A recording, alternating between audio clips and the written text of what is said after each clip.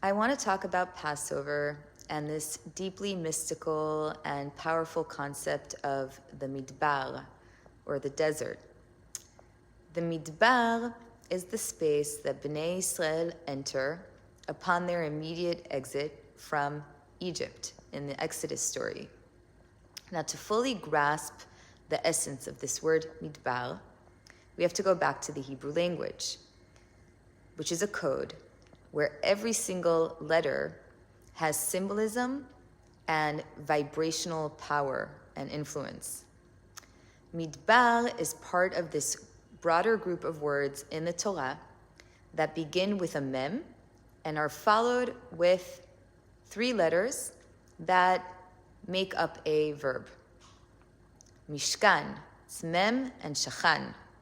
Mizbeach, it's mem and zavach. Mitzvah, mikveh, midbar.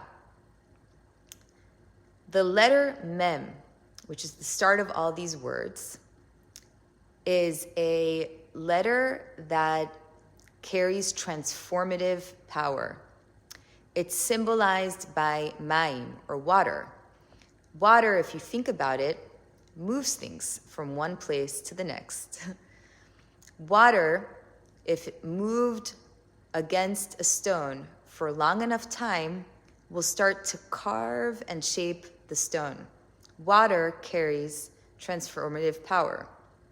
Mem represents transformation.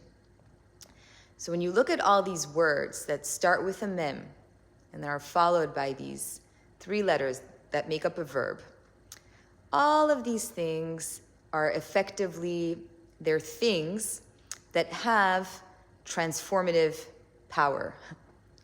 So a mikveh is a place that transforms you into a higher state of purity after you enter it. A mitzvah transforms you into a state of connection to Hashem once you do it. Midbar. Now let's talk about the Midbar. It's not a coincidence that Bnei Israel enter this place called the Midbar after leaving Egypt.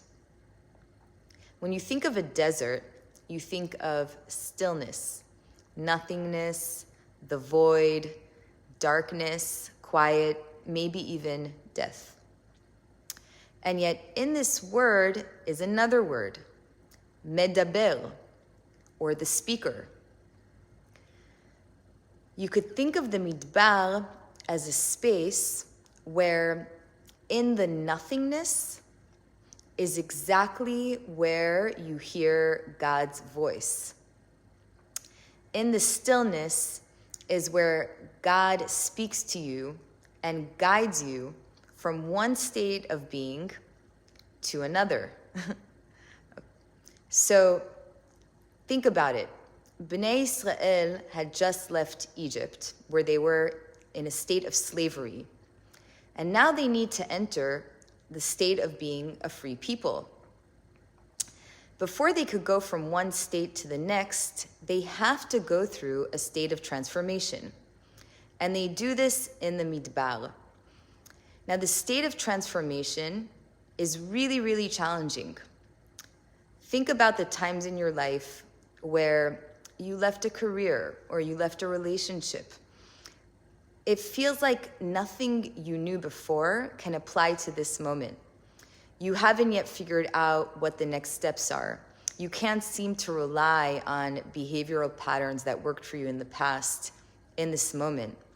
It's a moment that many of us can think of ourselves as perhaps lost.